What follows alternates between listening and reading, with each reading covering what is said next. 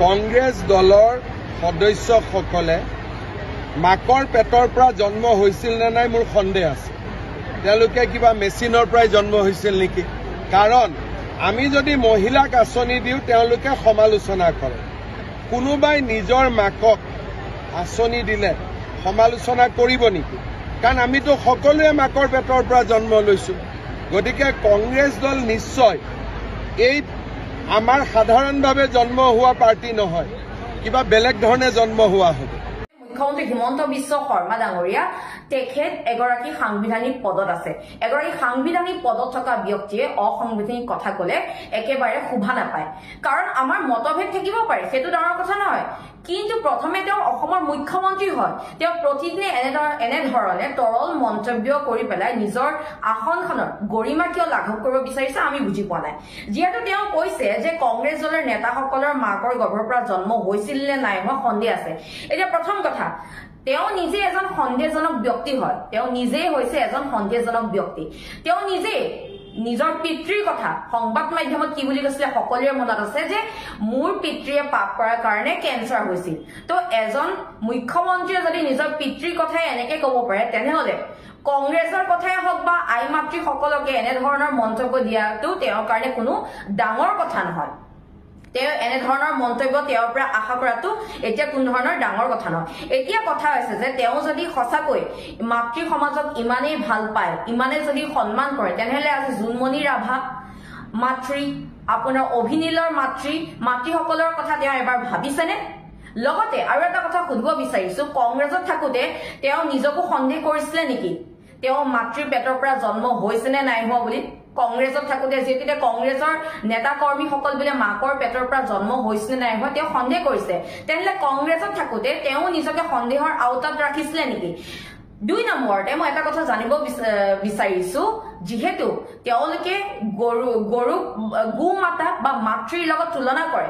সাধাৰণতে গো মাতা শব্দটো এইটো গুজৰাটৰ শব্দ হয়, এইটো বাহিৰা শব্দ হয়। আমি গৰুক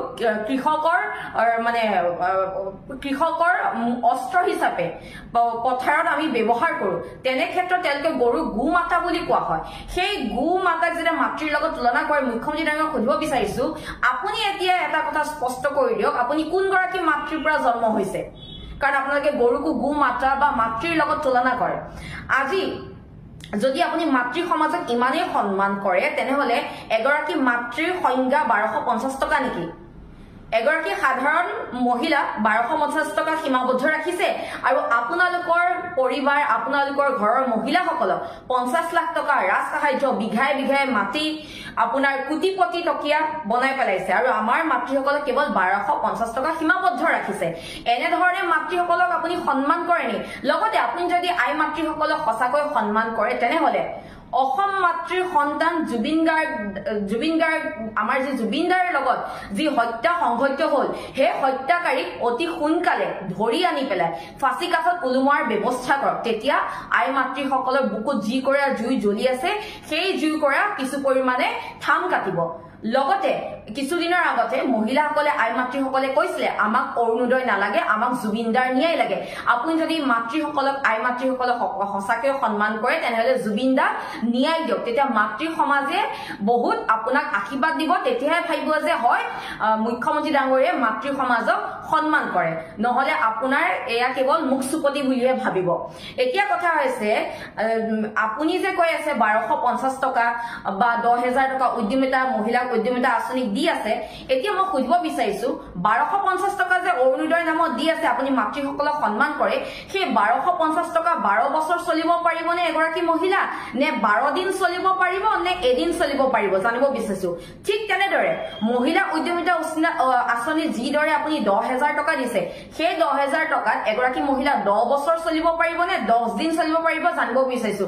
কাৰণ যিহে বস্তুৰ মূল্য বৃদ্ধি, 10,000 টকাত যদি এগৰাকী মহিলা বিজনেছ কৰিব পাৰে 1250 টকা যদি এগৰাকী মহিলাই ঘৰ চলাব পাৰে আপোনালোকৰ মতে তেহলে আপোনালোকৰ পৰিবাৰক কিয় 1250 টকা সীমাবদ্ধ ৰখা নাই কিয় 10000 টকাতে সীমাবদ্ধ ৰখা নাই জানিব বিচাৰিছো এনেদৰে মাতৃ সমাজক সন্মান কৰে নি আপুনি কৈছে আপুনি মাৰ পেটৰ পৰা জন্ম হৈছে আপুনি আসলে মাৰ পেটৰ পৰা জন্ম হোৱা নাই আপুনি মাৰ পেটৰ পৰা ঋণ লৈহে জন্ম হৈছে আজি অসম মাতৃক আপুনি বন্ধকত থৈছে অসম মাতৃক বন্ধকত থৈ আপুনি ঋণ লৈছে আৰু আজি আই মাতৃৰ মূৰত কিমান ঋণৰ বুজা হৈছে সেই কথা মাতৃসকলক জনাও অসম মাতৃক যে আপুনি বন্ধকত থৈ ঋণ লৈ আছে সেই কথাও ৰাইজক জনাও এটা কথা মনত ৰাখিব আপুনি যিদৰে গৰ্ব কৰিছে 40 লাখ মহিলা এতিয়াও আৰ্থিকভাৱে দুৰ্বল আৰু সেই আৰ্থিকভাৱে দুৰ্বল মহিলাসকলক লৈ আপুনি গৌৰৱ কৰে বহুত লাজৰ কথা হয় এটা কথা মনত ৰখা ভাল কাউৰীক ময়ূৰৰ পাখি গুজি দিলে ময়ূৰ হৈ নাযায়